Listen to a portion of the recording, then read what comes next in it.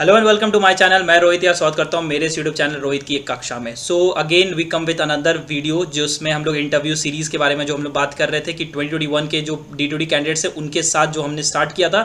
फिर हमने स्टार्ट किया 2023 कैंडिडेट्स के साथ, जिसके साथ पहली इंटरव्यू वीडियो आ चुकी है तारिक हुसैन के साथ। फिर अगेन उन्हीं के बैचमेट्स विवेक कुमार महतो के साथ हम लोग स्टार्ट करने जा रहे हैं। सो व्हाट डू यू विवेक, तो आप प्लीज़ कैंडिडेट्स जो भी देख रहे होंगे, जो भी इस वीडियो को देख रहे होंगे, प्लीज़ आप अपना इंट्रोडक्शन दें कि आपने कहाँ से पढ़ाई स्टार्ट किया, फिर अभी किस जगह पे हैं। Hello everyone, I am Vivek Kumar Mahato.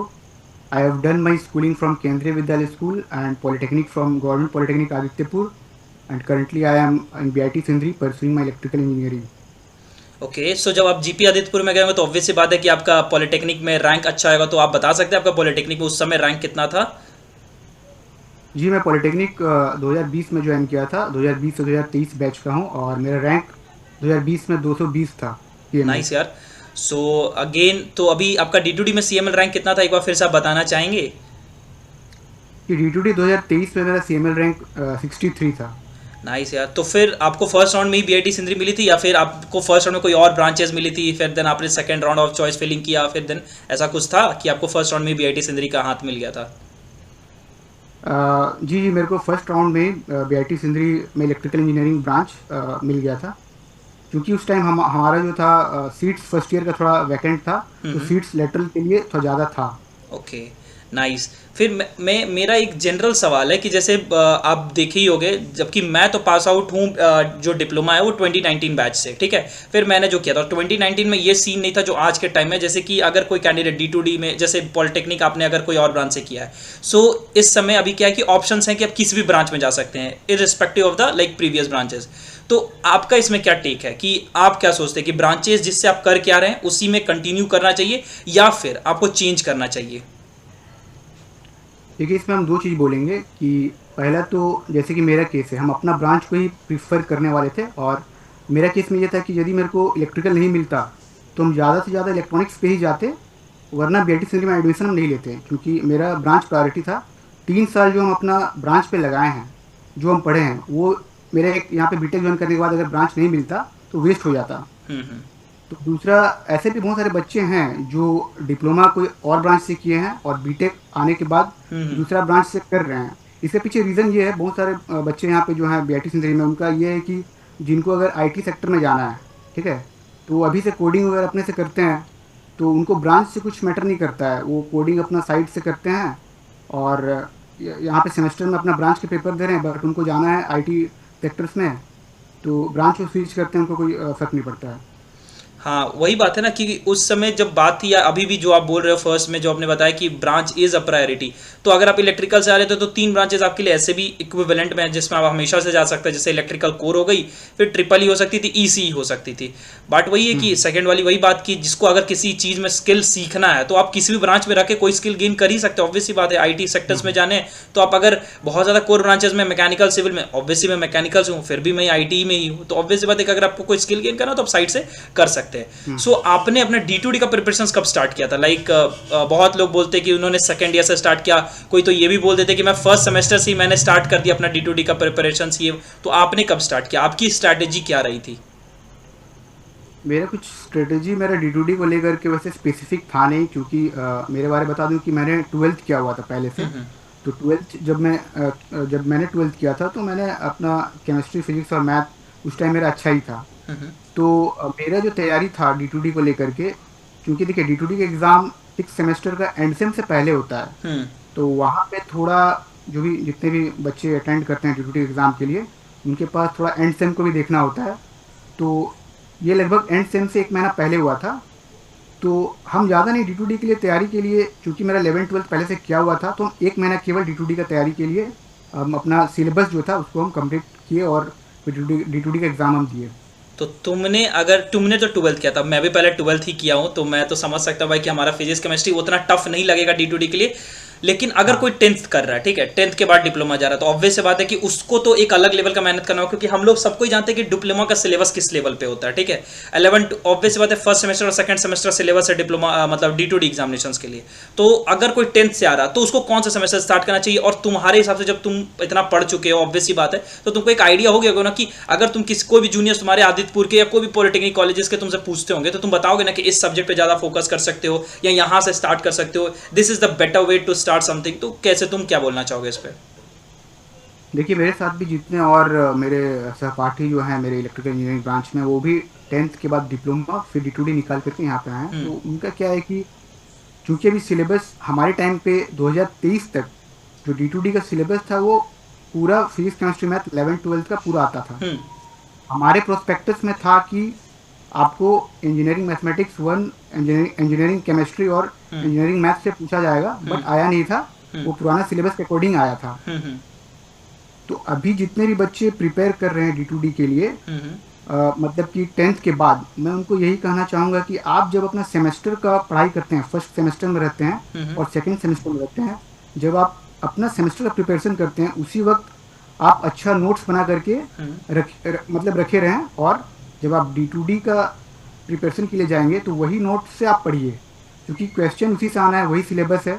तो आप फर्स्ट सेमेस्टर और सेकेंड सेमेस्टर ये दोनों का, आप फिजिक्स हो चाहे मैथ्स हो चाहे केमिस्ट्री हो, जहाँ से आप पढ़ रहे हैं उसका एक अच्छा नोट्स बनाइए और उसी से पढ़िए। तो D2D का एग्ज़ाम उतना टफ होगा नहीं। और मेरा बता दें, जैसे कि हम अपना मैथ्स का जो रिवीजन किए थे, क्योंकि हमारे टाइम भी वही सिलेबस दिया हुआ था कि सेमेस्टर 1 और सेमेस्टर 2 से ही आएगा। हाँ। तो उस टाइम पे मेरे लिए सबसे कम समय में, क्योंकि 1 महीना में प्रिपेयर किए थे, तो उस टाइम हम निराली का पब्लिकेशन का जो मैथ्स जो था, टॉपिक वाइज हम सारा उसमें, क्योंकि फॉर्मूला पूरा रहता है, तो उसको हम कर लिए थे। तो मेरा मैथ्स बहुत अच्छा गया था। अच्छा। और मैथ्स के ही दम पे मेरा रैंक जो है अच्छा आया बहुत था। बेहतर हुआ।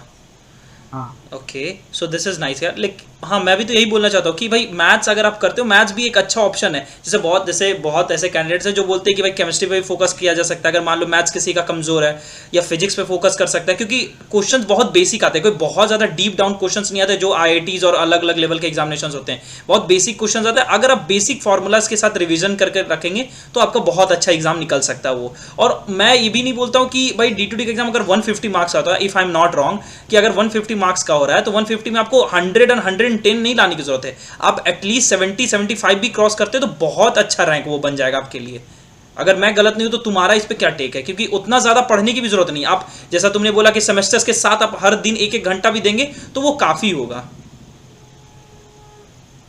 जी बिल्कुल, ये चीज़ पे मैं आने ही वाला था कि जैसे कि मेरा मंत्र था जब हम दिए थे D2D, तो उससे पहले का जितना भी आप कह लें कि provisional list after first round counselling, तो उसमें हमारे समय हुआ करता था कि टॉप 100 रैंक लाने के लिए आपको मिनिमम 60 मार्क्स का जरूरत होता था। हाँ हाँ। तो अगर आप तीनों सेक्शन में 20-20 आप डिवाइड भी कर लें कि हमको केमिस्ट्री में ज़्यादा नहीं केवल 20 अटेंड करना है, मैथ में ज़्यादा नहीं केवल 20 बनाना है, फिजिक्स में भी 20 बनाना है, तो आराम से हम टॉप 100 में आ जाएंगे और BITS में हमको मिल जाएगा। लेकिन जो last year, sorry this year 2024 में जो हुआ है, इसमें अगर देखा जाए जो भी प्रोविजनल लिस्ट निकला है, इसमें जो भी बच्चे 70 से ज़्यादा स्कोर किए हैं उनका रैंक 100 के अंदर है। और जो फर्स्ट रैंक लाया है उसका 110 मार्क है, वो भी GP आदित्यपुर का ही स्टूडेंट है, इलेक्ट्रिकल इंजीनियरिंग ब्रांच का। तो 70 तो आप 25 करके आप ज़्यादा नहीं, मेरे को 50 में केवल 25 अटेंड करना है, वैसे करके भी आप अपना सेफ साइड आराम से क्रैक ये कर भी सकते हैं। पॉसिबिलिटी है कि अगर किसी को कोई केमिस्ट्री में कम नंबर भी लाता है, मान लीजिए किसी को केमिस्ट्री उतना पसंद नहीं, ऑब्वियस बात है, किसी को बहुत लोग बोलते हैं कि ऑर्गेनिक केमिस्ट्री याद नहीं हो रहा है, मे बी इनऑर्गेनिक केमिस्ट्री याद नहीं हो रहा, तो भाई आप 5-10 भी कर लो, क्योंकि कोई कट ऑफ है नहीं कोई सब्जेक्ट का कि आपको इतना कट ऑफ लाना तभी आपकी दूसरी पेपर चेक होगी। This is not an issue. तो फिर वहां पे क्या हो सकता है कि भाई आप कम भी पढ़ सकते हैं, मैथ पे आप ज्यादा फोकस कर सकते हैं, या कोई आपकी फेवरेट सब्जेक्ट जिस पे आपको ज्यादा समझ में आ रहा है, तो कोई लोग हो सकते हैं जो 30-35 मैथ्स में अटेंड कर लें, क्योंकि इंटीग्रेशन, डिफरेंशिएशन, अगर ट्रिग्नोमेट्री अच्छी मजबूत कर लोगे तो ऑब्वियस बात है कि आप 10-20 क्वेश्चंस तो आप इजीली मारोगे ही उस पर बैठ के, अगर अच्छी करते हो प्रिपरेशंस तो।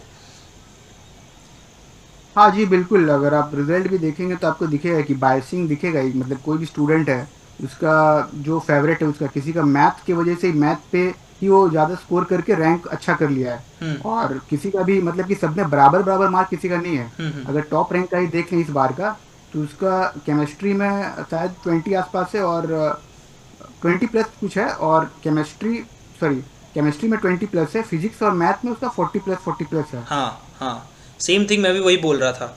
फिर वही चीज़ है, अभी तो सेकंड राउंड ऑफ काउंसलिंग उनकी स्टार्ट होने वाली है, तो उनकी शेड्यूल आगे बढ़ गई है। मैं अभी देख ही रहा था, वही वीडियो देख रहा था, क्योंकि भाई हमें टाइम वैसे मिलता नहीं है मंडे टू फ्राइडे, तो टाइम इसी समय होता है।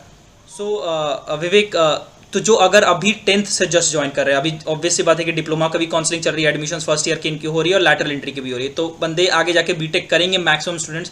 तो जो अभी 10th से आ रहे हैं, क्या उन्हें अभी फर्स्ट सेमेस्टर से ही ध्यान देना चाहिए, जबकि सिलेबस तो फर्स्ट और सेकंड सेमेस्टर है, या फिर वो वेट करें आगे के लिए कुछ सोचें? जी बिल्कुल, जैसे कि मैं पहले भी कह चुका था आपको कि अभी अ, आप जिस भी किताब को आप सेमेस्टर 1 और 2 में आप पढ़े थे, वही किताब से आपको रिवीजन लगाना है सेमेस्टर 1 और सेमेस्टर 2 का, तो आपको ज़्यादा बेनिफिट मिलेगा। क्योंकि D2D का प्रिपरेशन के टाइम पे यदि आप जो आप सेमेस्टर 1 और 2 में जहाँ से पढ़े थे उसको छोड़ के कहीं और से पढ़िएगा, तो हो सकता है समझने में आपको थोड़ा सा लेट हो। लेकिन अगर आप अपना नोट्स प्रिपेयर्ड रखिएगा, उसी को बस पेज पलटाइएगा, तो जल्दी से आपका रैपअप हो जाएगा और आप D2D में अच्छा स्कोर कर सकते हैं। इसके अलावा यही कहेंगे कि जितने भी स्टूडेंट्स D2D के लिए तैयारी करेंगे, कि आप एटलीस्ट, सबसे मेन चीज़ है कि आप सिलेबस ज़रूर कंप्लीट करके जाएँ। क्योंकि कोई भी आप कम्पिटिटिव एग्ज़ाम देते हैं, तो आपके अंदर खुद कॉन्फिडेंस होना बहुत ज़रूरी है, और जब आप सिलेबस को कंप्लीट करके जाते हैं, तो आप में एक कॉन्फिडेंस रहता है, तो एग्ज़ाम ऑब्वियसली अच्छा जाना ही होता है। हाँ, ये एक अच्छा चीज़ है ना, एक अच्छा पॉइंट तुमने इसमें कवर किया कि अगर आप फर्स्ट सेमेस्टर से स्टार्ट कर रहे हैं और सिलेबस भाई फर्स्ट और सेकंड सेमेस्टर की है, तो आप अभी से ही नोट्स बना के रखें, उसको अच्छा से फर्स्ट और सेकंड सेमेस्टर क्लियर करते हुए एकदम अच्छा से पढ़ते हुए जाएं। बाकी जब आप 6th सेमेस्टर या 5th सेमेस्टर में पहुंच रहे हैं, तो आपको रिवाइज करना पड़ेगा। आपका 5th और 6th सेमेस्टर के मार्क्स भी हैम्पर नहीं होंगे, तो फाइनल ईयर के परसेंटेज भी आपकी नहीं गिरेगी, वो भी बहुत अच्छी रह जाएगी। So this is a good point यार, बहुत अच्छा इसमें तुमने बताया। तो यार अच्छा लगा सुन के तुमसे बात करके। तो आई होप कि ये वीडियो देख के मे भी कुछ भी कैंडिडेट्स अगर इंस्पायर होते हैं तो बहुत बढ़िया बात है। तो एंड आई थैंक यू कि तुमने ज्वाइन किया इतने कम समय में, शॉर्ट टाइम पे हमने स्टार्ट किया भाई, क्योंकि तुमसे कांटेक्ट में ज़्यादा दिन वैसे भी हुआ नहीं, कांटेक्ट में तुमने एग्री किया। तो और बताना अपने दोस्तों के बारे में कि भाई अगर वो कोई भी इंटरव्यू के लिए एग्री हो तो will ready for this. Okay, so thanks for this and I hope तुम अपने फ्यूचर में बहुत अच्छा करो। Then will see again, bye bye. Thanks Vivek. Thank you sir.